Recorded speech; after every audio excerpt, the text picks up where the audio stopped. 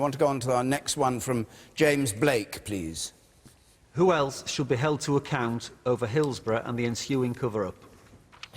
Greg Clark. Well, I think all of us were appalled at what we saw in terms of the stories that are coming out of that inquest and the incalculable injustice that for decades, people have not known the truth about what happened to their nearest and dearest. When it comes to accountability, I mean, the first thing I want to say is to praise Andy Burnham. Anyone that saw...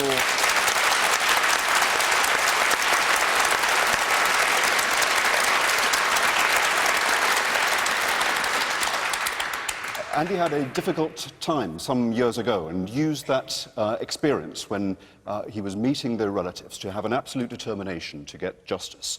And it was, for those of you that saw the scenes in the House of Commons a couple of days ago, it was incredibly impressive, and Alex spoke as well in that. The unity of purpose in making sure that the lessons can never be forgotten and that justice is done. So James Blake's question is, who should be held to account? So what I would say is that I think we've now got the truth through these verdicts. What we now need to see is justice, and that requires the criminal investigations that are now going on to continue.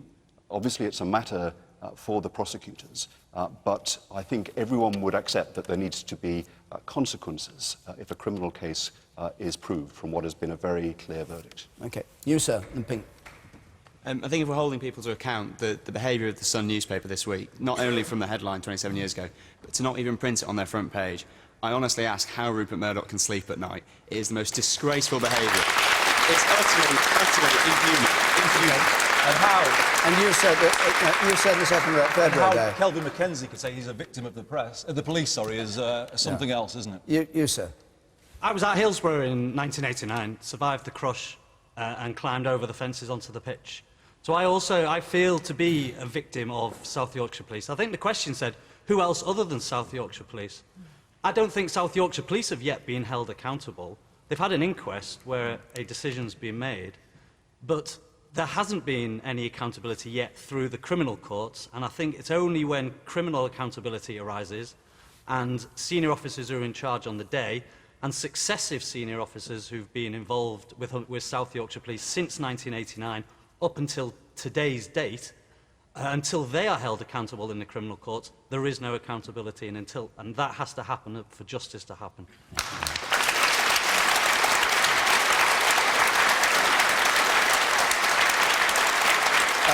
As everyone knows, Andy Burnham, you were very close to this and pursuing the demand for a proper inquiry. What's your answer to the question of who should be held to account? Well, nobody has yet.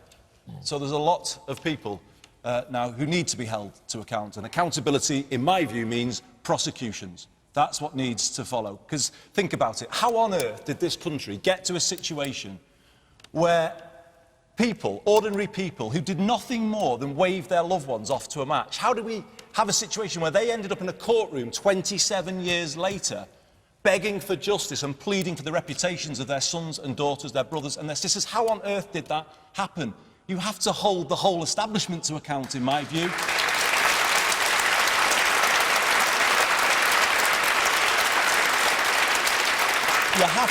You have to hold politicians to account on all sides. No politician, in my view, did the right thing in the early days. No one comes out of this with any great credit. But it is the South Yorkshire Police that have to be held to account. This police force has consistently put protecting itself before protecting people like yourself who suffered harm and horror at Hillsborough.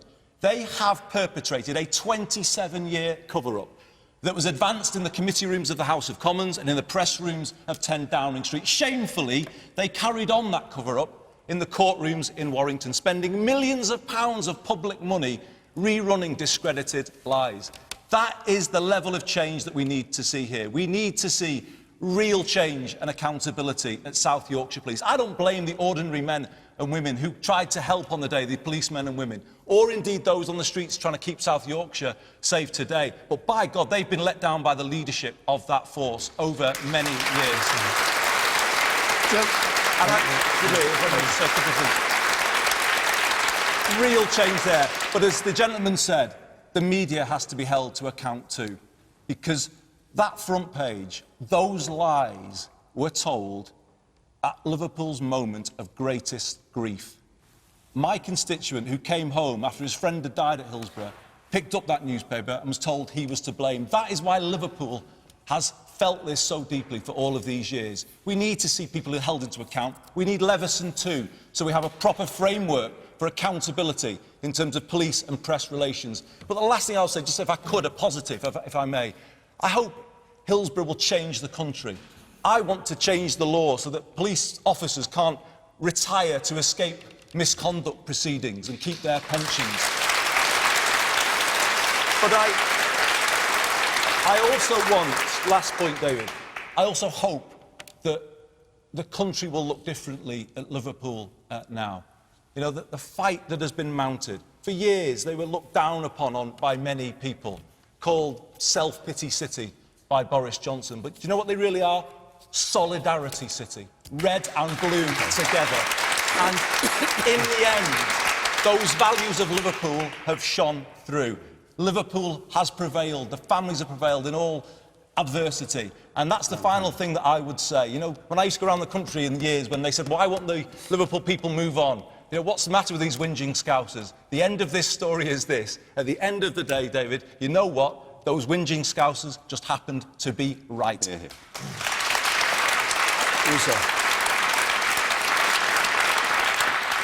I'd just like to correct Mr. Clark. I don't think the Hillsborough families have waited for decades and decades to learn the truth. I think they knew the truth all the time.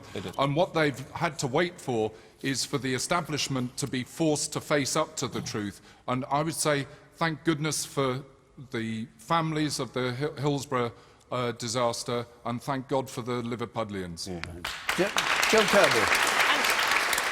And let's say thank God for the jury system in this country too, because those were the people who in the end were able to give a clear decision, and it's not a system that prevails any further in Europe, I think, than in the UK, and it's a very important system of arriving at justice.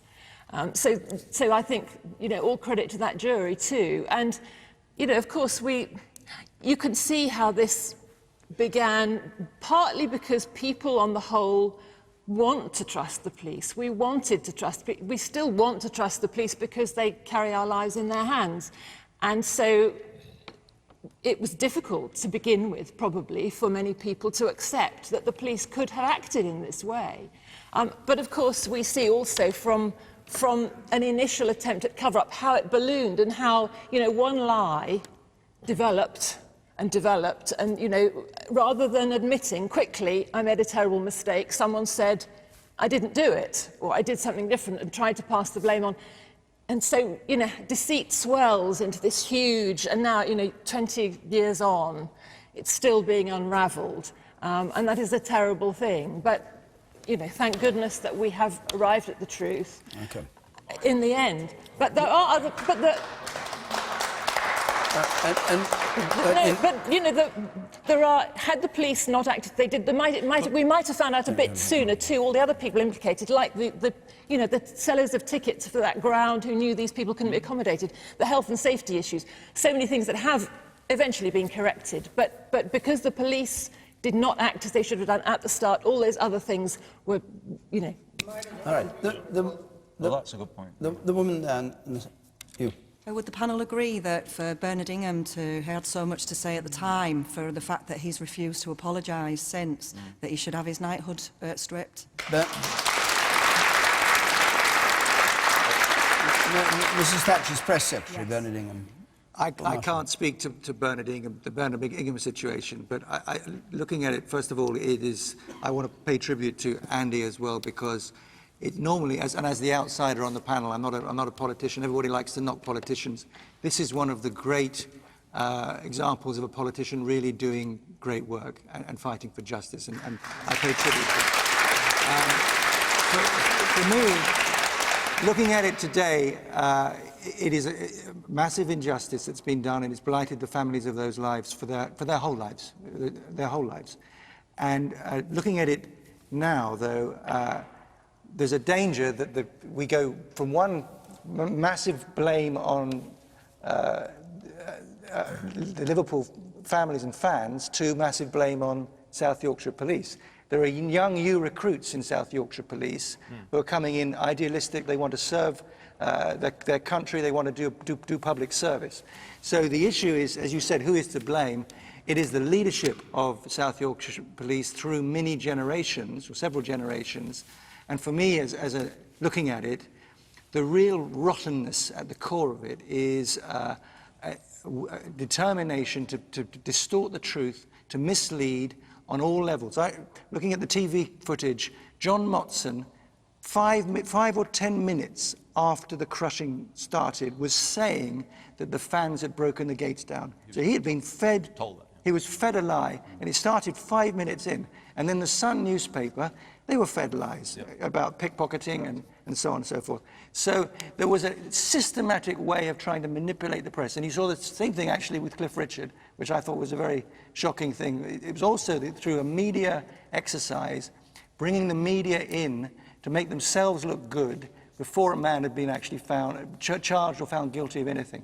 So that for me, it's the top of the South Yorkshire Police where there's been rottenness to the core for many years. Alex Salmond. Well, I mean, Paul's obviously right. I mean, no one blames the young officers going into the South Yorkshire Police, or for that matter, the young officers who were at Hillsborough, many of whom were trying to do their best to save the fans on the day. And what happened on the day caused 96 lives, bereavements for 96 families. But what happened in the day wasn't intended. The police made bad decisions. They were culpable.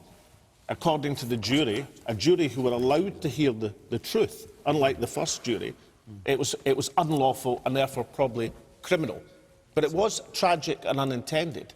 The real point is what's happened over the last 27 years wasn't unintended, it was a conspiracy. It was deliberate manipulation and lies and deception that have kept these 96 families over the last 27 years fighting this agony, supported ably by politicians like Andy. Now, the point about Andy and Theresa May, the current Home Secretary, they are the first people in responsibility to answer the family's call.